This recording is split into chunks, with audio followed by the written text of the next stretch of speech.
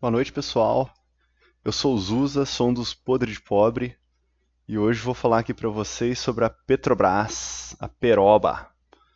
A Petrobras é uma empresa de. Antes de eu entrar no release do resultado em si, vou dar um pouquinho de contexto sobre o momento que a empresa está vivendo. Ela está num momento, na minha opinião, muito bom. A empresa está voando e vamos lá, vamos falar o contexto assim do que aconteceu com a Petrobras, o que é o histórico da empresa e por que o meu entendimento hoje é que ela está bem. Vou jogar aqui para vocês. A Petrobras é uma empresa de commodity, né? Ela explora petróleo e como toda empresa de commodity em geral, ela vai bem se a commodity está num preço bom e ela vai mal se a commodity está muito barata. Afinal de contas, é o produto que ela vende. Esse gráfico que eu estou mostrando para vocês aqui é o gráfico do Brent, que é o petróleo que é referência para o produto extraído da cotação dela. E vocês podem ver aqui, ó, eu separei o gráfico do histórico da empresa. E eu quero mostrar para vocês que coincidências interessantes. Vem aqui a partir de 2000, como que você tem uma alta absurda do valor do petróleo. Aqui em 2000, o petróleo estava custando US$ 25 o barril e ele vai até ali 2008 numa ascensão e chega a US$ 140 o barril, um valor altíssimo, o maior valor histórico. E olha o que acontece com a empresa nessa época aí, entre 2000 e 2008, olha só. O valor da empresa sobe junto com o petróleo. Depois, com a crise de 2008, ele tem uma queda brusca. Olha só como é que ele cai e o preço da empresa cai junto, ó. O preço do petróleo retoma e o preço da empresa retoma junto. Então vocês estão vendo que não é uma simples coincidência, como que o valor que se dá à empresa acompanha, em geral, o valor que o Brent está, né? E olha só, na história mais recente, a gente tem aqui ó, a crise do coronavírus, em que a cotação do petróleo chegou a US$ 25 novamente. Olha o que acontece com a cotação da empresa aqui, ó. Ele despenca de uma vez para US$ 25. E com essa recuperação do petróleo já agora em US$ 73, US$ 70, a cotação recuperou junto aqui, ó. Aqui teve um evento político. Então, gente, agora o que eu quero passar para vocês? Apesar de eu não gostar muito de trazer política e de discutir isso, a política é inerente na Petrobras, né? Afinal de contas, ela é uma empresa de economia mista e o majoritário dela é o Estado brasileiro. Então, existe aí um histórico de gerência política na empresa que acaba interferindo e pode interferir nos futuros da empresa. Vocês veem aqui, olha o que acontece com o petróleo entre 2011 e 2015, 2014, né? Olha como que a cotação aqui está elevada. E olha o que acontece no gráfico aqui entre 2011 e 2014, olha só. A empresa só perdendo valor. E por que que teve essa disparidade, sendo que a gente viu aqui com o petróleo com um valor tão alto, né? Por que que a empresa estava tão desvalorizada nesse período aqui? A Petrobras é uma empresa que o investidor que investe nela tem que ficar com um pé dentro e um pé fora, né? A maior parte das pessoas ficam com um pé dentro e um pé fora justamente pelo medo dessa ingestão política. Nesse período aqui houve um controle de preços dos combustíveis, então apesar da Petrobras, o preço do barril do petróleo está alto, né? Ela não conseguia repassar o preço desse barril nas vendas dela. Tinha um controle de preço, ela era tabelada, ela só podia vender por um determinado valor. Então, não só houve um problema aí grave de corrupção, né, que criava um custo enorme para a empresa de desenvolver seus planos, né, extrair petróleo, não se tinha um controle do que era gasto, não se tinha uma planilha para tomar uma decisão dentro da empresa. E não só isso, como ela não podia vender o produto dela pelo preço que ele era cotado internacionalmente, né? Então a empresa foi se endividando, ela passou por maus bocados aí e chegou no fundo do poço ali em 2016, quando então foi colocado um novo diretor na empresa e deu-se carta branca para ele tentar salvar a ação muito baixo. Então o plano dele era o seguinte.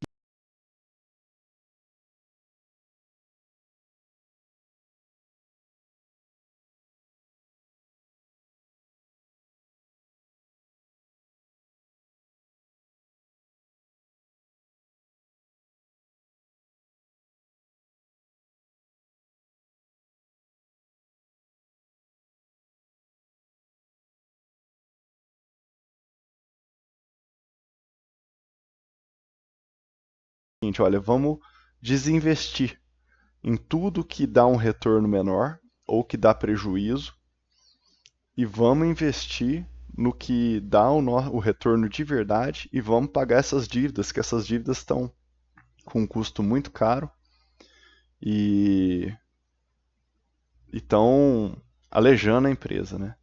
Então, ali em 2016, ele começou esse plano e desde então os presidentes que sucederam ele, apesar das tentativas, os diretores que sucederam ele, apesar das tentativas de ingerência política, né, dos atuais presidentes, os diretores conseguiram manter firme nesse plano e estão realizando um belo desempenho nesse desinvestimento da empresa e investimento no que realmente importa, né? Além do pagamento das dívidas.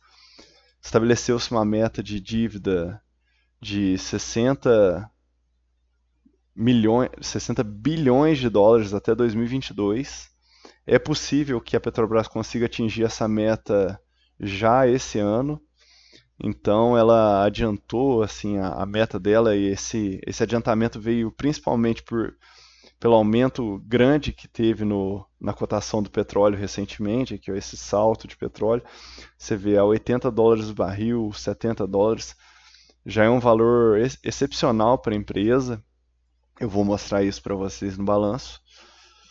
E a Petrobras, se ela conseguir se manter sem essa interferência essas tentativas de interferências populistas, a empresa vai caminhar bem. Agora, sempre que um presidente do Brasil dá um espirro, a cotação da empresa cai. Não tem jeito, gente, porque o medo de voltar de um governo populista tentar fazer o uso da empresa para fazer um marketing eleitoral é um medo constante e é um medo real que as pessoas têm que considerar mesmo a possibilidade, né?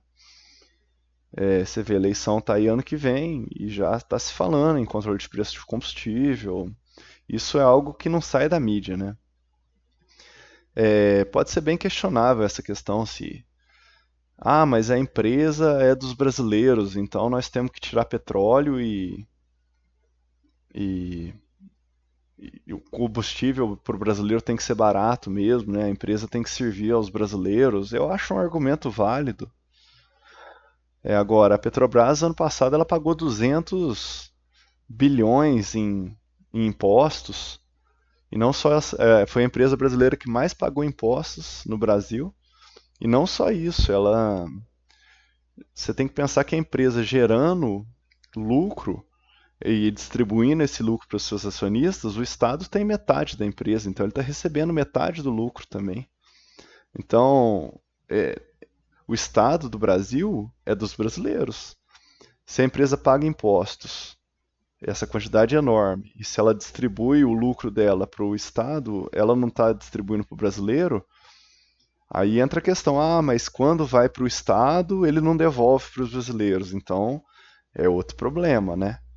Eu não sei se o caminho seria realmente controlar o preço dos combustíveis, porque aí você não está fazendo uma distribuição do valor igualitária para a população também, né? Porque se você controla o preço do combustível e em disparidade com o que é vendido no mercado externo, você está favorecendo quem consome combustível. Quanto mais a pessoa consome combustível, mais ela é favorecida. Vamos dizer, uma pessoa que é mais pobre, ela está recebendo menos da empresa do que uma pessoa que usa muito combustível, não sei, que anda de helicóptero, que anda de avião. Né? Posso estar falando bobagem aqui, mas eu acho que o dinheiro indo através de dividendos ou através de impostos, e quanto melhor tiver a empresa, mais dividendos e mais impostos o Estado vai receber, os brasileiros, no fim das contas, estão recebendo muito mais. Bem, saindo desse paralelo político, né, fato é que as últimas tentativas de nosso presidente de interferir na empresa, né, de fazer uma ingestão na empresa, foram fracassadas. Você vê, agora mudou o presidente, o diretor da empresa, né, foi colocado o Silvio Luna, ele tem mantido a política dos anteriores. Então, até agora, tudo bem, né? Vamos dizer que os últimos diretores da empresa, os últimos presidentes da empresa fizeram um belo trabalho aí de tentar recuperar o que a empresa tem de verdadeiro potencial. Dito isso, vamos para a análise do resultado do segundo trimestre de 2021. Vamos pegar os destaques aqui. A empresa está com um turbo muito grande, gente, pelo preço do Brent, né, que está num patamar elevado, a gente viu aí $70 por barril. E quando você pega o real no preço que está também em relação ao dólar, isso aí dá um turbo no resultado da empresa, né? Você vê que todas as empresas brasileiras exportadoras estão com esse turbo aí de commodity alta e dólar alto também, e real desvalorizado, né? Então, quando você multiplica aí os R$ 5 pelos 70, dá R$ 350. Então, patamares muito altos que acabam trazendo lucros recordes para as empresas. Então, vamos lá. Ó. Lucro líquido impactado positivamente pelo efeito de apreciação do real sobre a dívida. Então, aqui um primeiro ponto para a gente falar sobre a empresa, que o lucro líquido não é o indicador ideal para analisar a Petrobras. Por quê? As dívidas da Petrobras, que são dívidas altas ainda, elas são em dólar. Então, a gente já falou um pouquinho disso aqui nos vídeos anteriores, elas sofrem marcação a mercado. Sempre que o dólar, vamos dizer assim, sempre que o real desvaloriza, né, que, vamos dizer, se ele está a R$ 5 e vai para 5,50, essa dívida, que é em dólar, aumenta muito em real, quando você olha ela em real. Então, isso tem um efeito não caixa, mas que é impactado diretamente no balanço. O mesmo ao contrário, né, gente? Sempre que o real se valoriza, isso dá um lucro que não é um lucro real. Então a gente teve aqui um lucro líquido irreal. No caso, então a gente vamos ignorar o lucro líquido aqui para a gente não ter que ajustar. Vamos olhar a empresa pelo fluxo de caixa operacional e o fluxo de caixa livre, que são o dinheiro que realmente está entrando na empresa. Esses indicadores são indicadores reais.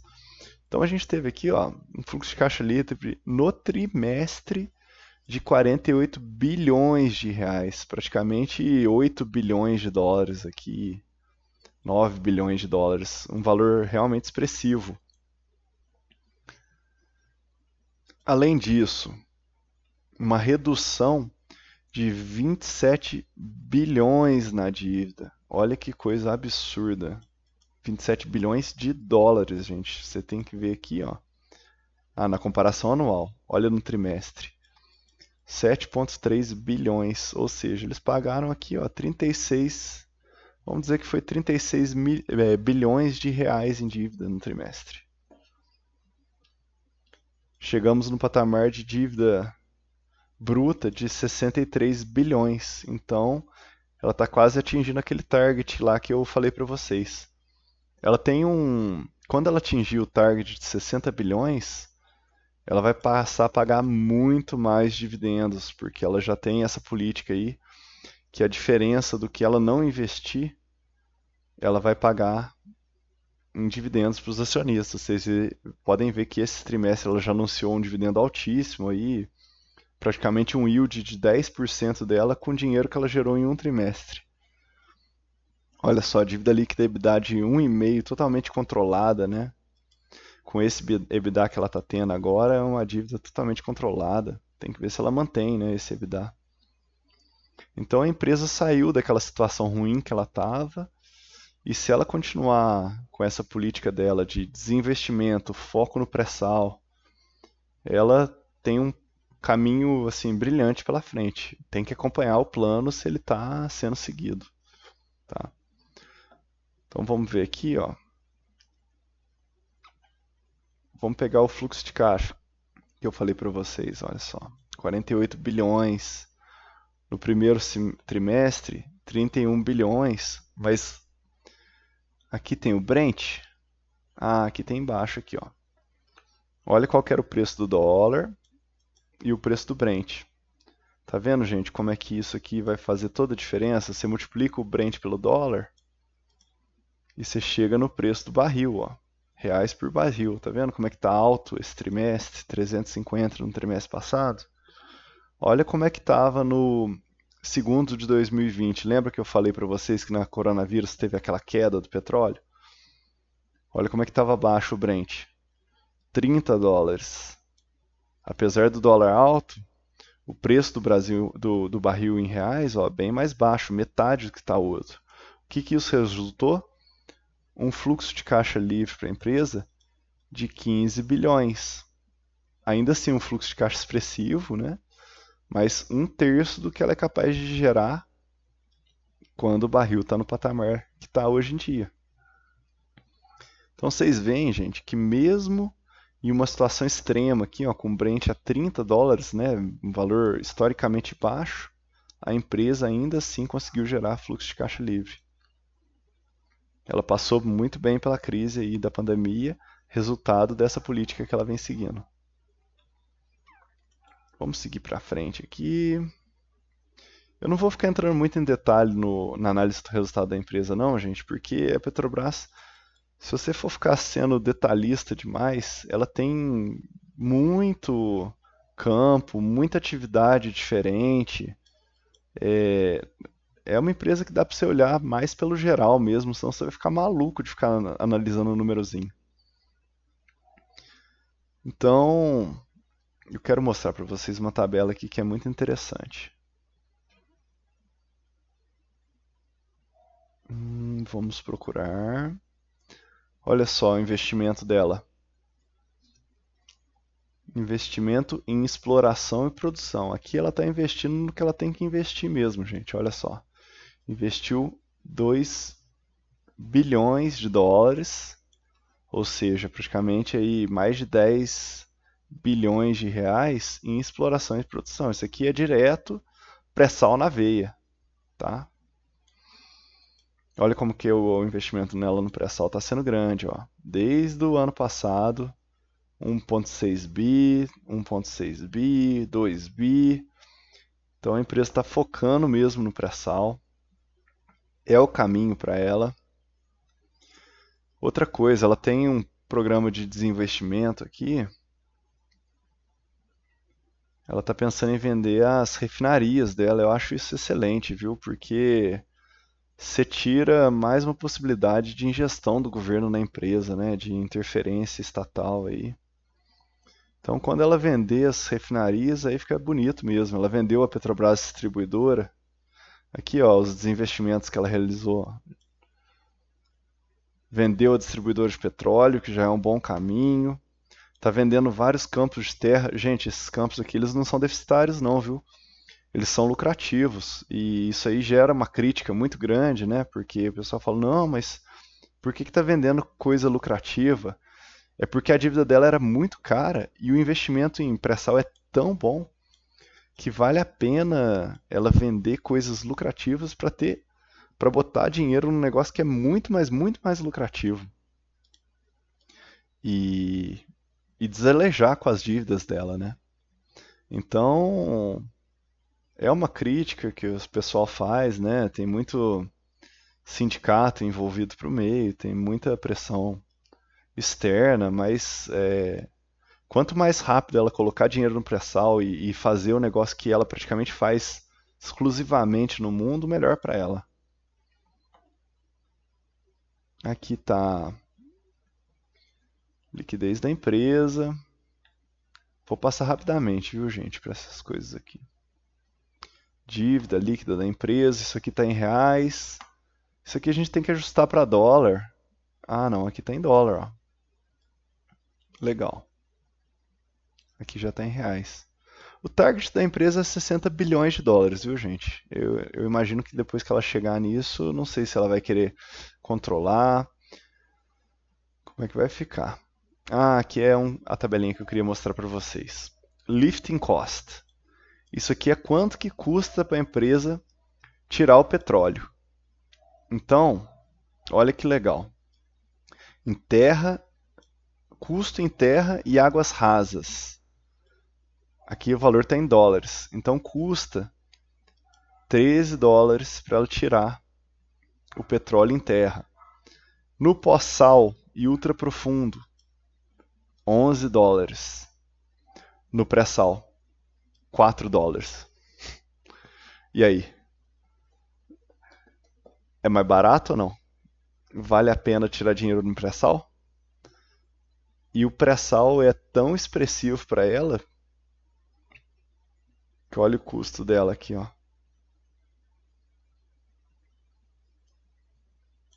Sem participação governamental. Agora, gente, esse aqui é um custo sem a participação governamental, viu? Porque aí depois entra royalty, entra uma porrada de coisa aí, ó. E ó para onde que vai o custo depois. 18 dólares o barril. Então, sem o governo, a Petrobras custa 4,22 para tirar o petróleo. Depois que entra o governo, vai para 18. Ó, ele morde um pouquinho, viu, gente? Só um pouquinho. Ainda assim, a gente viu lá que na crise do coronavírus o barril foi para 30 dólares. Você vê que a empresa, tirando no pré-sal, ela ainda tem uma sobrinha aí de 12 dólares por barril. Ou seja, a empresa é muito, muito, muito eficiente, gente. Quando você pega, compara com outras internacionais aí, para ela ficar deficitária na exploração de petróleo, vai um caminho muito longo. Você tem que ter um barril de petróleo muito baixo. Por isso que é só uma má gestão ou uma ingestão política que podem fazer a empresa ficar mal mesmo, tá? É por isso que eu falei que nesse caminho que ela está seguindo, se não tiver uma ingerência política aí que altere e crie política de preço em cima do produto da empresa, ela tá voando e pode vir crise de petróleo que ela vai continuar dando lucro. É isso, pessoal. Eu tinha visto um gráfico que tinha os custos da dívida da empresa, mas eu procurei ele aqui antes de fazer o vídeo e não achei, viu? Mas a dívida da empresa eu achei bem cara. Ela tem umas dívidas de longo prazo aí que paga 8% ao ano, 9% ao ano. Quando eu comparei com outras empresas que eu venho estudando, é uma dívida bastante cara. Mas é normal a dívida ser cara, porque estava todo mundo com medo da empresa realmente não dar conta de pagar as dívidas dela, né? Então agora o pessoal do financeiro da empresa vai ter que fazer um trabalho grande aí para baratear essa dívida. E ela já está reduzindo, né? As coisas vêm tudo junto. Como a dívida da empresa explodiu e ficou muito alta, para ela pegar novas dívidas ficava muito caro, porque quem empresta para ela não tem confiança total de que ela vai pagar. Agora que ela está com uma dívida menor, ela vai pegando credibilidade no mercado, ela vai ganhando notas melhores naqueles ratings de agência, vocês já viram? Então, possivelmente esse custo da dívida dela vai se alongar, vai diminuir, isso se ela continuar no caminho que ela está seguindo, tá?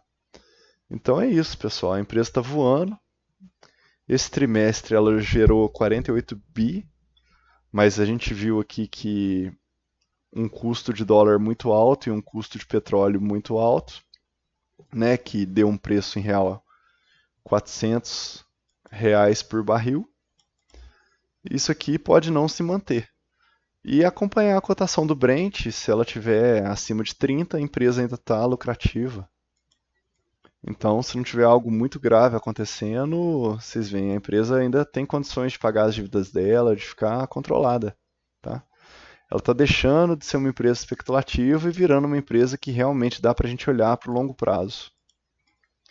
Eu não vou entrar, vocês façam a conta aí, vejam o valor de mercado da empresa, analisa isso aqui, ó, 200 milhões, 200 bilhões no ano. Depois vocês olham aí quanto que está valendo a empresa, tá? E me digam o que vocês acham. Beleza, pessoal? Esse é o vídeo da Petrobras. Acompanhe os Podre de Pobre no Instagram, no YouTube e no Spotify. Valeu, até a próxima.